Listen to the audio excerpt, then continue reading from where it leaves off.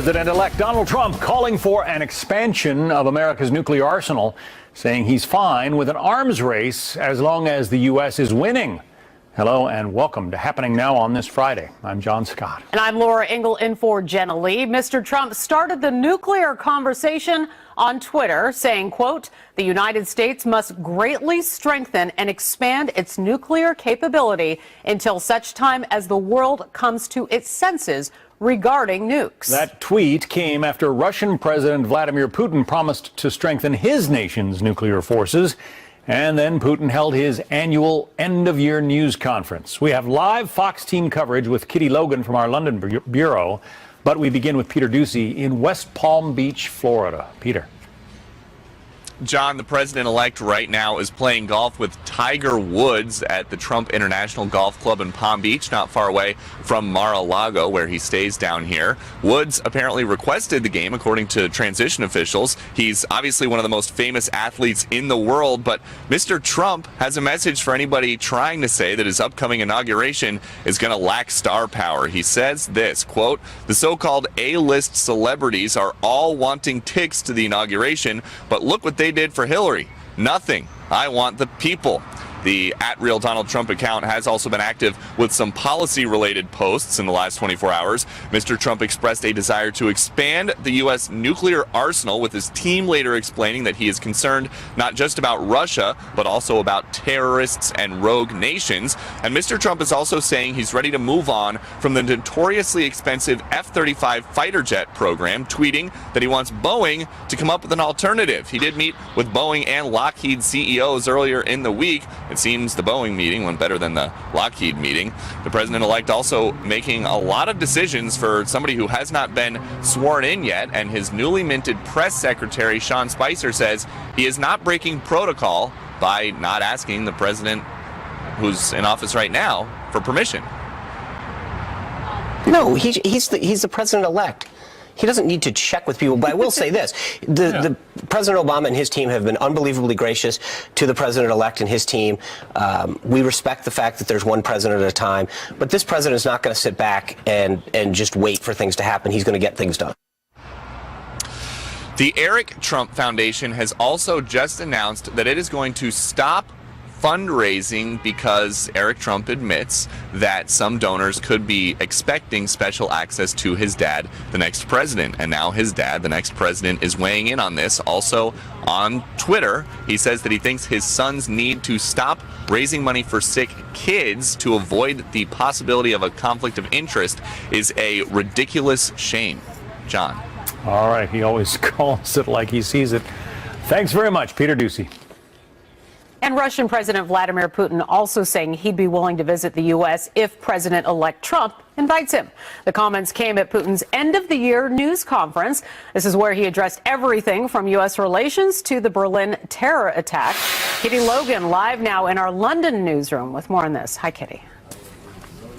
Hi, Laura. Well, that press conference lasted almost 4 hours. Nothing unusual there. It's something Mr. Putin does every year. He talked about many things, including US-Russia relations. He was fairly positive about this. He said he expected security and economic ties to normalize in future. He denied any involvement in hacking or interference during the US election, dismissing claims the hackers were Russian.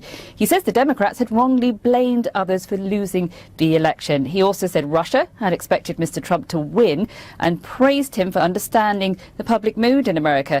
Now, Mr. Putin addressed the comments the president-elect made yesterday about America's nuclear capabilities.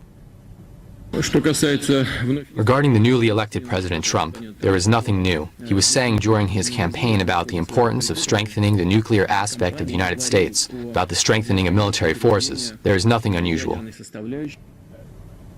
There was very little else new from Mr. Putin today, although he addressed a wide range of topics, as you say. He condemned last Monday's truck attack in Berlin. He offered his condolences there and called for better cooperation in fighting terrorism. He also talked about Syria, saying the recent evacuation from Aleppo wouldn't have been possible without Russian help.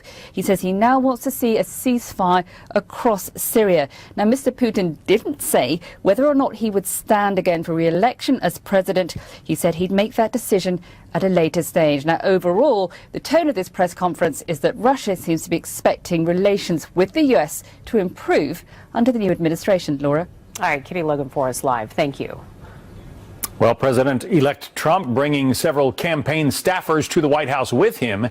In the meantime, he appeared to double down on his tweet about expanding America's nuclear arsenal. This morning, he spoke with MSNBC anchor Mika Brzezinski about it on the phone. Here's how the anchors characterized that conversation. President-elect told you what? Let it be an arms race. We will outmatch them at every pass. And outlast them all. And outlast them all. So what about that characterization? I'm joined by political reporter Jonathan Swan. Is it an arms race that's imminent, Jonathan? Well, I guess arms races begin with words, and that's certainly what Donald Trump is signaling at the moment. I think there's a couple of contextual things here. One is that he spent Wednesday with top military brass. A lot of these people have quite hawkish worldviews, and it's quite possible that Donald Trump is reflecting some of that input. And I think the second thing is Vladimir Putin made comments about upgrading his own nuclear arsenal. So I think Donald Trump sees it as imperative that the United States won't be pushed around. His spokesman, Sean Spicer, issued something of a clarification. He said other countries need to be put on notice that he's not going to sit back and allow them to undermine our safety, our sovereignty. We're going to get into Sean Spicer's role in a minute, but is that a bit of clarification that is necessary to this particular story? Well, this is sort of the problem when you're serving in a communications role for Donald Trump. I'm not talking about this comment specifically from Sean Spicer. I think the more interesting comments were actually from Kellyanne Conway last night and Jason Miller, where they tried to clarify the comments from Donald Trump as this is more of about modernizing and upgrading. And then, of course, Donald Trump sort of undermines that by saying, no, I really do mean an arm race. I really do mean expansion. And that's a pattern of communication that we've seen throughout the campaign. So I think, when Sean Spicer takes the White House press secretary job, he's a very skilled operator, but he's going to have so many of these instances where he does some cleanup and then Donald Trump doubles down. It's just the way Donald Trump operates. Well, some hawkish language from Donald Trump, but there's also been some hawkish language from Vladimir Putin. No, that's exactly right. And that's why I said that's important context. Before Donald Trump issued that tweet, Vladimir Putin was saying things about upgrading Russia's nuclear arsenal. And that context has to be discussed when you discuss Donald Trump's tweet. And as Ronald Reagan proved when he upgraded U.S. military forces and especially anti-nuclear forces, that is eventually what led to the demolition of the Soviet Union and the Berlin Wall. Well, Donald Trump, has said that his philosophy is the Reagan peace through strength, and there have been a few consistencies in this campaign, and one of them has been the build-up of American military might, and not taking a backward step to any countries around the world. All right, thanks very much, Jonathan Swan, political reporter, joining us this morning. Jonathan, Pleasure. Thanks. And police say the suspect in the Berlin Christmas market attack has been killed. This after a shootout with police in Milan, Italy. The Tunisian migrant became Europe's most wanted man after that attack in Berlin Monday, which left 12 people dead and dozens more injured. Amy Kellogg live in Milan, Italy with the very latest on this. I also saw one of your earlier reports, a lot of really interesting background on this guy too, right? Yeah, Laura, and he did pass through France, which is still under a state of emergency before coming here to Milan. So lots of questions. The manhunt, of course, is over, but police both here and investigators internationally will want to know, what was he doing in Milan? Was he stopping here? Does he have a network here? Or was he moving on somewhere else to rejoin other people? What's also extraordinary, Laura, is that the police here didn't stop him because they recognized him from all the media coverage over the past week. They simply thought he looked suspicious.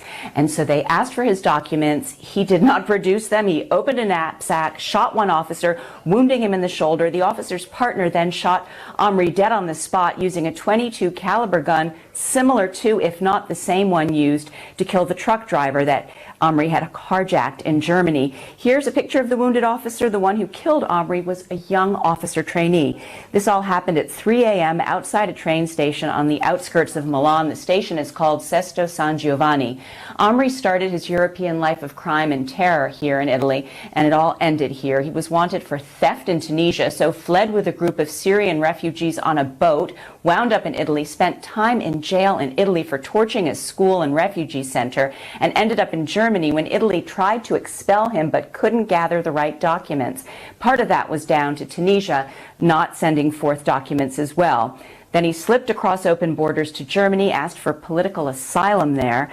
He was denied. Again, they tried to send him back to his homeland, but Tunisia didn't claim him or send a passport for him to travel home before he managed to kill 12 innocent people at the Christmas market on Monday. Also, Laura, in terms of this interesting background, he was under surveillance in Germany 6 months until this fall. Police suspected that he was organizing a robbery so that he could buy weapons for an attack in Germany, and when they simply didn't come up with the evidence, they dropped this surveillance. And the rest of the story is very clear and tragic from that point. Laura, back to you. All right, Amy Kellogg for us. Thank you so much for that perspective. An overseas hijacking has ended now. Authorities say 2 hijackers forced a Libyan commercial plane to divert to Malta. They threatened to blow it up. But after several hours, the Maltese Prime Minister says the passengers and crew got out of that plane safely, and the hijackers have now surrendered. No immediate reports of injuries. It is not clear what these hijackers' demands actually were. And John, it is that time of year once again, time to keep your cool while traveling home or wherever you're going. You know it's going to be busy, especially with some wicked weather threatening some regions. So what's the secret to a smooth trip? Go early. Yes, I go early. That's my method. You definitely have to come early and just be mentally prepared to stand in line and wait. Well, and in uncertain times, too, it's important to remember the history of this holiday season and why it's important to keep Christmas traditions alive. And the final chapter of what you might call a house of horrors. This is the home in Woodbury, Minnesota, where Danny Heinrich confessed to killing young Jacob Wetterling 27 years ago. That Minnesota boy disappeared. His disappearance a mystery for so many decades until recently Heinrich admitted to the murder. The home being demolished now by a local developer, Tim Thone. He says that he decided to help end the community's nightmare. That home, owned by the killer of Jacob Wetterling, being demolished right now. And you may not have this on your calendar, but today is expected to be the busiest travel day of the holiday season, and travelers still feeling the ripple effects after hundreds of flights were canceled at Los Angeles International Airport yesterday. It was a mess, and more expected today. Chief Correspondent Jonathan Hunt is live at LAX. He's not a mess. He's looking dapper and looking for those holiday travelers. Jonathan, what can you tell us? Thanks, Laura. You know, it could be a whole lot better here, but it could certainly be a whole lot worse. Some 173 flights expected to be delayed here through noon Pacific time at LAX. That's a significant percentage of the 630 delays across the entire country. So it's tough for travelers, but they are getting there. I would say the lines at the moment, at least getting to the aircraft through check-in and security, are no worse than they are on any other Friday here at LAX. And the advice to travelers from officials here and indeed across the country is come prepared. Listen here. If you're checking the conditions at the airport even before you leave your home, check to see what the roads are like, how crowded it is. Make sure you print your boarding pass. Check to see if your flight's been delayed or canceled. That way, before you even come to the airport, you've got some sense of how much time you need to get to the airport. Now, it's significant that the majority of the delays here at LAX are on arrivals, and that gives you an indication that it is weather across other parts of the country that is causing problems. So there are delays at many airports, and there are significant frustrations for holiday travelers. Listen again. Yeah, I think it's definitely really crazy. I wasn't expecting so many people. Pretty much all the flights are oversold, and they're offering, money for people to take later flights and whatnot. You definitely have to come early and just be mentally prepared to stand in line and wait.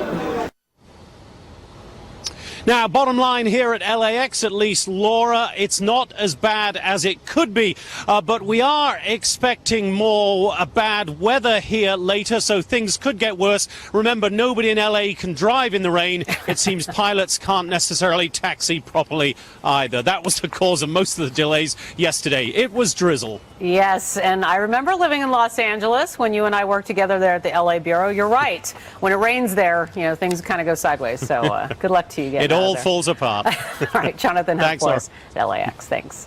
It's been 149 days now since President-elect Trump has held a traditional news conference. Well, now his incoming press secretary, Sean Spicer, just named yesterday, giving some new details on how the Trump White House will deal with the press. While the president-elect uses social media to reach the American people directly, our media panel reacts next.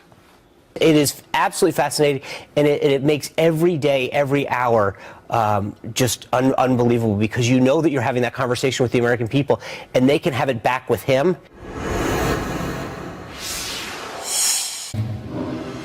When people are wrong, he's going to hold them accountable, and he's going to correct the record. So it's going to be he's used Twitter more effectively and social media between Twitter, Facebook, and Instagram. That was incoming White House Press Secretary Sean Spicer, as it's now been 149 days since President-elect Trump has held a traditional news conference. But senior advisor Kellyanne Conway says there will be daily press briefings in the Trump administration. There had been some question about that. Let's talk about it with Lynn Sweet, Washington bureau chief of the Chicago Sun-Times. Are you heartened that the daily press briefing is not going to go the way of the dinosaur Sure. in the Trump administration? Sure, and happy holiday, John, by the way, and You to too. everyone out there. I think it's great. What we don't know, though, is will it be televised? Mike McCurry, who is Bill Clinton's press secretary, who started the televised press briefings, has said through the years that he thought it's a bad idea. So we don't know, will it be televised, how long it will be. But I take them at their word. If they have something daily, and if the reporters can have a chance to get questions answered, that's great. Bill Clinton used to hold the record for the president-elect who had gone the longest without an actual news conference, 9 days. It's been, as we mentioned, 148 since Donald Trump held a news conference. He hasn't had a formal news conference since he was elected. What do you think about that? Well, since July, what I think about it, I'm a reporter. Of course, I like him to have a press conference. There's so many questions to ask. He promised to have one December 15th to talk about how he would divorce himself from his business holdings. Now he said that's in January.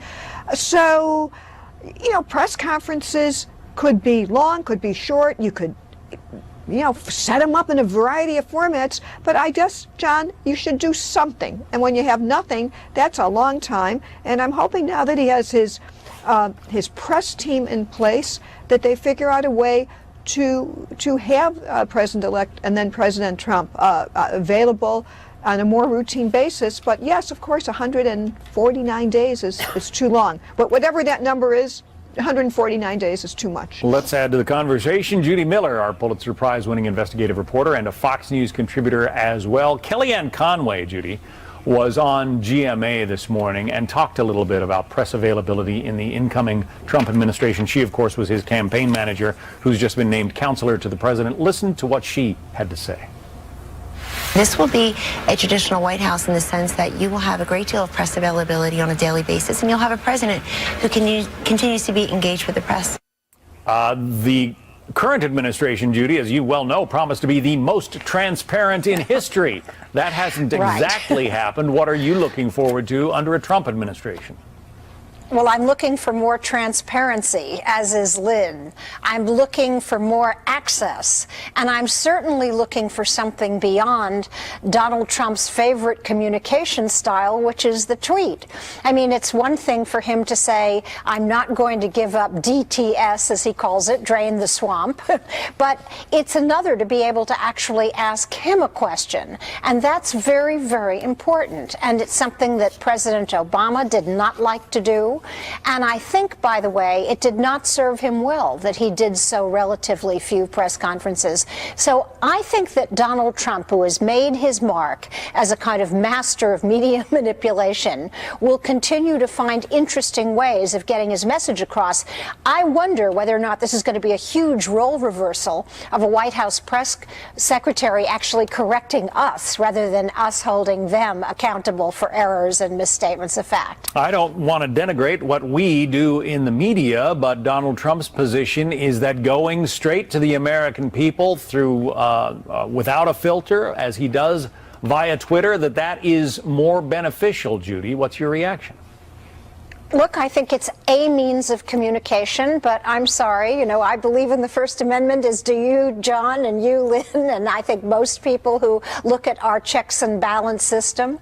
And I think that the press is an indispensable element in a democracy, and that Donald Trump may not like that any more than any other president, and that he will not be unusual. But that's our job. We've got to stick to it. He can have his say, but we will surely have ours. And if you've seen the coverage so far, it has been very skeptical. It's pointed out that the man who promised to bring different people into the government has now selected a cabinet of the 1%. That is the richest people we've ever had in government. Let's see how it works. But he's not going to stop, and we're not going to stop. And it'll be interesting. The guy he has chosen to be his press secretary is somewhat familiar to the American people, having essentially held that same job for the Republican National Committee. I'm talking about Sean Spicer. Newly named to that position. He was on with Maria Bartiromo this morning on Fox Business Network. Here's what he had to say about communications with the American people going forward. Listen. We've got one in January that we're going to do. We've already announced it. Okay. And I know, but look, I don't think the American people are sitting around saying, when is he going to have a formal press conference? He speaks very frequently and forcefully on Twitter. He has been interviewed numerous times. He's going to continue to speak out often. I suppose the American people aren't sitting around wondering when the next presidential news conference is, Lynn, but I certainly know the press corps is. Well, there's a lot to running the country.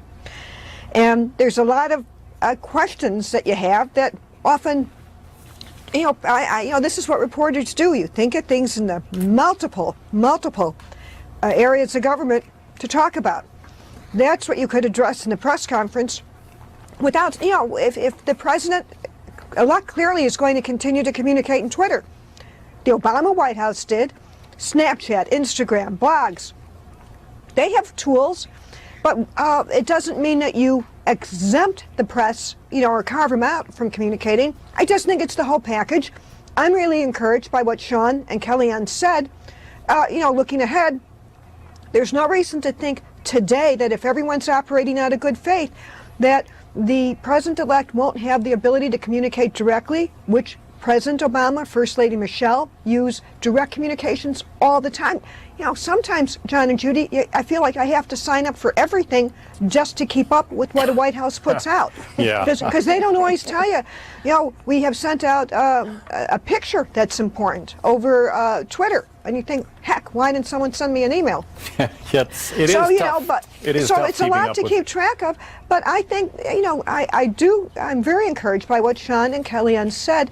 And with all the contentious relationship that's ongoing with the press, if they want to do a reset, fine with me. Let's just move forward and have access. They have their ability to communicate. Give us our ability to ask questions and get some answers. A lot of presidents have battled with the press, and it's a healthy thing in our republic. It could still Lynn be Sweet, contentious, but Judy at Miller. least, let us, Thank you both. Hey, Happy thank you. holidays, Merry John. Christmas. Thanks. And President-elect Trump promising to get a lot done in his first 100 days, from repealing Obamacare to changing trade deals to rebuilding a wall. Campaign rhetoric, or will he actually deliver?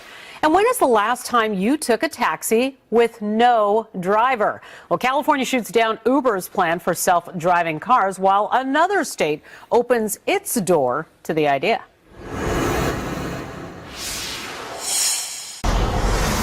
A Fox News alert, and President-elect Donald Trump has released a new statement on relations with Russia. Trump saying in that statement, "A very nice letter from Vladimir Putin. His thoughts are so correct. I hope both sides are able to live up to these thoughts and we do not have to travel an alternate path." That comes in response to a letter from Mr. Putin that Mr. Trump attached to the statement. Here is a portion of that. It reads in part, quote, "I hope that after you assume the position of President of the United States of America, you will be able, by acting in a constructive and pragmatic way, to take real steps to restore the framework of bilateral cooperation in different areas, as well as bring our level of collaboration on the international scene to a qualitatively new level." So there you go. New ways of communicating under President-elect Trump. And the president-elect hasn't taken office, but he's busy enough. Yesterday, appointing a new communications team, and they were immediately pressed to explain their boss's remarks about boosting America's nuclear arsenal. Well, today, he hit the golf course with Tiger Woods. He's been very busy. Mr. Trump promising to do a lot in his first 100 days, like repealing the Affordable Care Act, reworking trade deals, securing funding for a border wall, and imposing term limits on Congress, and much, much more. So here's Joe Trippi, former Howard Dean campaign manager and Fox News contributor, along with Scott Jennings, former special assistant to President George W. Bush. Welcome to you, gentlemen. All right, we have a lot to talk about. Joe, I want to start with you. President-elect Trump's latest tweet obviously causing some waves about the strengthening our nuclear capabilities. But I want to ask you about the big picture, his first 100 days, repealing Obamacare, reworking those trade deals, building the wall, and of course his promise to begin the very fast, I think he used the word very 3 times, removal of more than 2 million criminal illegal immigrants in his first hour of being in office. So how realistic is all of this, Joe? It's as realistic as his ability to keep the Republicans in the Senate, for the most part, aligned with his agenda. Because first of all, the first 100 days are critical. It is the period where he's going to be at his strongest to get things done. The first term and the first 2 years of the first term are, but the first 100 days setting that agenda. But the problem for him is, can he hold McCain on an issue? Can he hold Rubio on his immigration policy? It's about holding, because there's only a couple of vote margin for Republicans in the U.S. Senate. Democrats don't have really the possibility. They can delay things, but stopping them, that's going to happen because he loses 2 or 3 votes. And a lot of these controversial things he wants to get done could lose him a Collins in Maine, or a McCain from Arizona, or a Lindsey Graham, for instance. So, can he hold it together? If he can't, he's going to be able to get most of his agenda, most of that 100 days. It may get protests out there, but Democrats are going to be tough to stop it. And Scott, when we look back at what President Obama's first 100-day plans included in his first run, there were also some big ticket items to get to, like the economic stimulus package. In February of 2009, he presented plans for more troops in Afghanistan. Now, these plans and promises are usually pretty big. How do you think Trump stack up? Well, he does have a lot of big goals, and the American people in the election results rejected the concept of incrementalism. The American people for the last 6 years have seen the policy movement in this country grind to a halt under divided government, so they unified government under Republican control, and they want Trump to move his agenda. On top of the policy issues that he's fighting for, which are big and complex, he also has a government to build. And so the United States Senate, in addition to moving things like Obamacare repeal, has to spend a lot of time on confirming cabinet secretaries and, the biggie, confirming a Supreme Court justice. So if he gets some of the big executive action things done that he can do on day one, he gets the beginning of movement on passing legislation that he wants to pass, and he starts to build a government and confirm a Supreme Court justice, that would be a huge 100 days, and I think the people would feel satisfied that we're no longer at business as usual in Washington. Right. And Joe, Mr. Trump has moved at a pretty good pace to select his people, including getting his communications team in place. So I want to ask you, what do you make of his picks? Look, a lot of them are going to be controversial. They're going to have, hearings. The ones particularly that need Senate confirmation, I think. But I think the most of them are going to get through. Again, it's his ability to hold Republicans in the Senate. The House Republicans have a big enough majority that he can lose 10, 20 members from the Republican side and still have the House pass his agenda.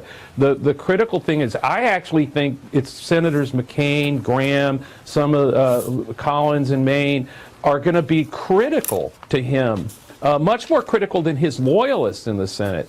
Because if he loses some of them, or Rubio on his immigration, or some of his, or the infrastructure spending, in any of these things, if he loses 2 or 3 Republican votes, he's not going to get that part of his agenda, won't get passed. So, and his loyalists are going to be with him on everything. So the people he has to pay the most attention to tend to be the people he's been, in a lot of ways, the meanest to in terms of his tweets and things. So it's going to be interesting if he can hold that all together. Right, and that's what we're saying. The communications team that's in place now, getting in place, is going to be very busy in the days to come. So I need to leave it there. Joe Trippi and Scott Jennings, thank you both so much for being here today. Have a great holiday. Good to be with you. Merry Christmas. Thank you. Well, California is said to be the car culture, but Uber's fleet of self-driving cars rejected by California regulators. Now, Arizona's governor is allowing testing of the cars there amid a push for business innovation. William Lajeunesse live in our West Coast newsroom with that story. William. Well, John, this is a great story. It's about these 2 stubborn giants. It's not about money or safety or this permit. It's really about one company standing up to the nation's most regulated state and an equally tenacious California telling this billion-dollar company, you're not so special. When neither gorilla budged, Uber said, fine, keep your permit. We're going to Arizona, where they don't strangle innovation with red tape. Just another sign along a list of many that companies see Arizona as a great place to do business. They're fleeing California, they're ditching the overregulation and high taxation, and Arizona is a place that's open for business. So here's what happened. California requires cars, quote, without active human control or monitoring to get a special permit. Uber claimed all its autonomous cars did have a driver, so they didn't need one. California disagreed and revoked their license to operate. Hours later, Uber fires back, releasing these photos along with this statement. Our cars departed for Arizona this morning by truck. We'll be expanding our self-driving pilot there, and we're excited to have the support of Governor Ducey. Uber joins Tesla, Google, and others testing these cars in Arizona, but first they're going to need to upload their fleet with the latest mapping software. As for the conflict, San Francisco seems happy Uber is gone, while Arizona is more free-thinking. Autonomous vehicles were making unsafe and illegal right turns through bike lanes, failing to get as close to the curb as possible, and leaving the possibility open of right-hooking somebody biking in their blind spot. It's kind of cool, but also kind of scary. Like, what if they malfunction and you crash? So here's the irony. For promotional reasons, Uber claims their cars are self-driving when they're not. California has this autonomous car law when, in fact, none of the 134 driverless cars here actually are driverless because they have a human in the driver's seat. John, the irony is, these cars are going to go to Arizona, but Uber will be back in California. It's too big to ignore. Back to you. Obviously. William Lajeunesse. William, thank you. And the recent terror attack in Berlin targeting a Christmas market and all it symbolizes. We'll take a look at the history of Christmas next and why Christian traditions like it are important more than ever. Nice music there. The Berlin terror attack that left 12 people dead targeted a cultural institution. The terrorists chose a Christmas market and all it symbolizes.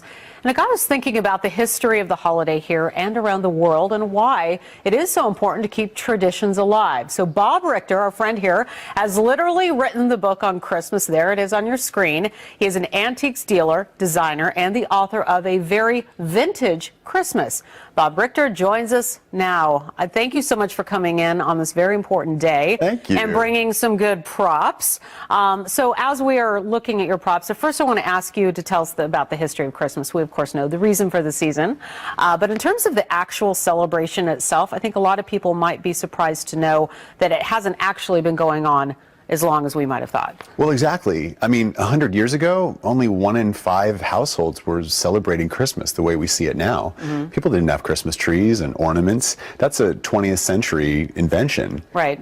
Let's talk about what you have here behind us. You're a very vintage Christmas. You've Yes. got some vintage items here. Some of them will probably look familiar to some of our viewers. What do you got? Well, let's start with the ornaments. Okay. Ornaments, lights, and decorations are all over my book. Most ornaments that came into this country were from Germany. These ornaments are special because when World War II broke out, guess what? Americans didn't want German ornaments anymore. Right. So enter the Shiny Bright Corporation. And these ornaments, just so Americans would know that they were American, feature Uncle Sam shaking hands with Santa. Okay. Right? Fine. Yes. Right there.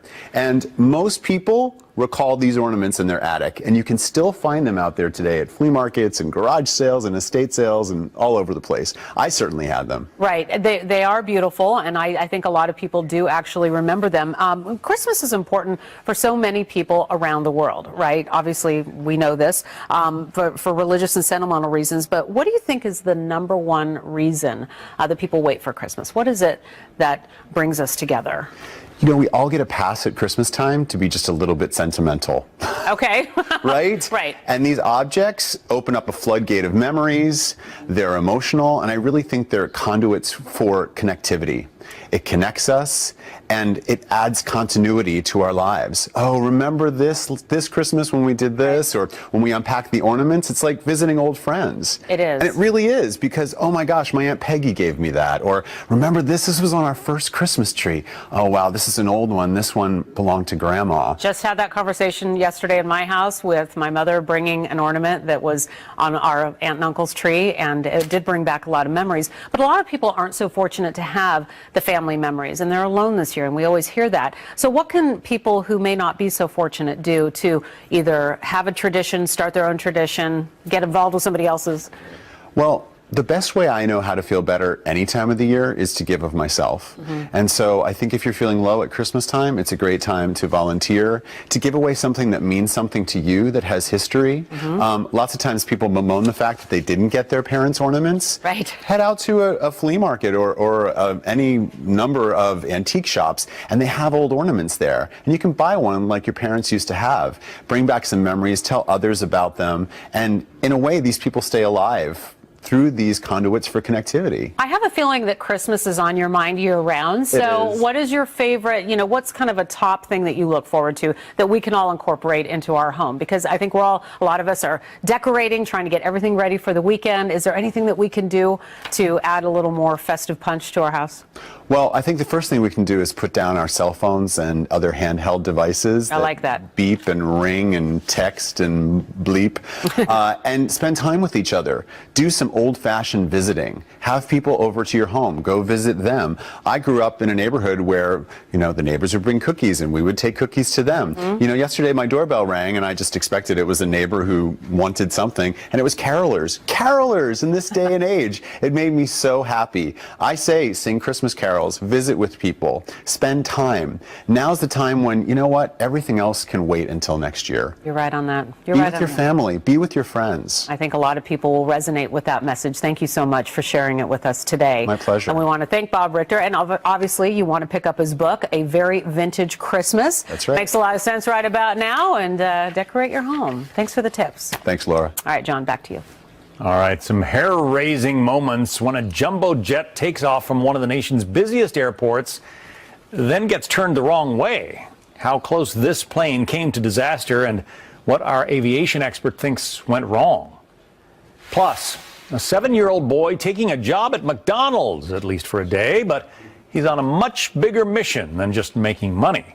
We'll tell you what he's up to.